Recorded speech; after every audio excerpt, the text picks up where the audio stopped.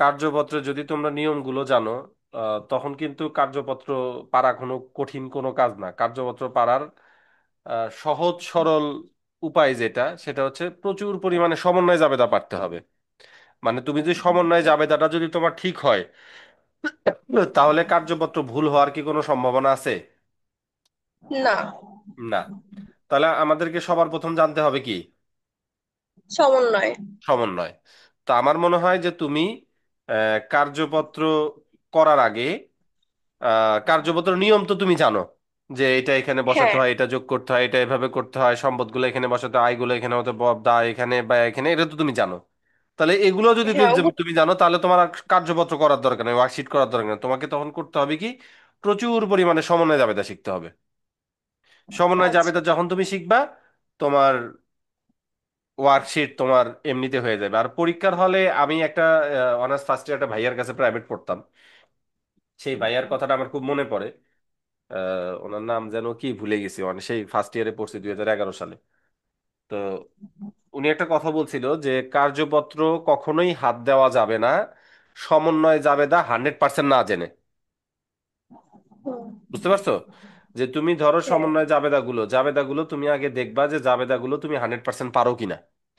যদি ধরো তুমি একটা দুইটা পারো না, তুমি আশেপাশের কাছ থেকে, বন্ধু বান্ধবের কাছ থেকে হেল্প নেওয়ার চেষ্টা করো যে এটার এক্সাক্ট জাবেদাটা কি হবে।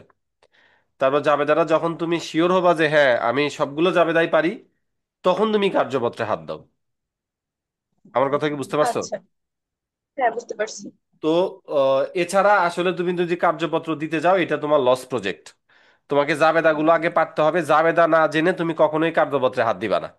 তুমি যখনই শিওর হবা যে জাবেদা আমি পারি, 100% পারি, আমার এখানে কোনো ভুল হবে না, তখনই তুমি কার্যপত্র শুরু করবে। আশা করি বুঝতে পারছো। তো হ্যাঁ। জাবেদা না পেরে কার্যপত্র করার মূল মন্ত্র হচ্ছে, জাবেদা না পেরে আমরা কার্যপত্র করা শুরু করব না। তুমি জাবেদা না পেরে যদি কার্যপত্র করা শুরু করো, তাহলে তোমার অবস্থা খারাপ। হ্যাঁ, বুঝতে এটা পারছো করতে বিষয়টা? চাই আমি এক্সামের ফুল মার্কের অ্যান্সারও দিতে পারি না। আচ্ছা, সমস্যা নাই। আহ, এখনো তো সময় আছে। তোমাদের কি ফর্ম ফিল আপ হয়েছে? হ্যাঁ, ডেট হয়েছে আর কি, 19 তারিখ লাস্ট ডেট। আচ্ছা আচ্ছা, তার মানে তো ধরো 3 মাসের মধ্যে তোমার পরীক্ষা হয়ে যাবে, মানে ধরো। তারপরে 3 মাসের হওয়া কঠিন। গত বছর তো ফার্স্ট ইয়ারের পরীক্ষা হয়েছে হচ্ছে ডিসেম্বরে। ডিসেম্বরে শুরু হয়েছে, তোমাদেরও ধরো ওরকম সময়তেই হবে হয়তো। বা ধরো সর্বোচ্চ হলে 1 মাস আগে আসতে পারে, আহামরি ধরো খুব বেশি আগায় আসবে না। বুঝতে পারছো? আবার আচ্ছা। ধরো অনার্সের পড়াশোনা বা অনার্সের যে বিষয়গুলো, জাতীয় বিশ্ববিদ্যালয় পরীক্ষাগুলো আবার দেশের রাজনৈতিক পরিস্থিতির উপর অনেকটা ডিপেন্ড করে। হ্যাঁ। হ্যাঁ। ধরো যেরকম ডিসেম্বরে যদি সত্যি সত্যি মানে রাজনৈতিক পরিস্থিতি খারাপ হয়, তাহলে কিন্তু পরীক্ষা আবার পিছিয়ে যাবে। বুঝতে পারছো? ভার্সিটির পড়াশোনা এরকম, এই সেশন জট এগুলোর কারণেই বলে। আচ্ছা, এখন তাহলে তুমি যেটা করবা সেটা হচ্ছে প্রচুর পরিমাণে তুমি সমন্বয় জাবেদা শিখবা।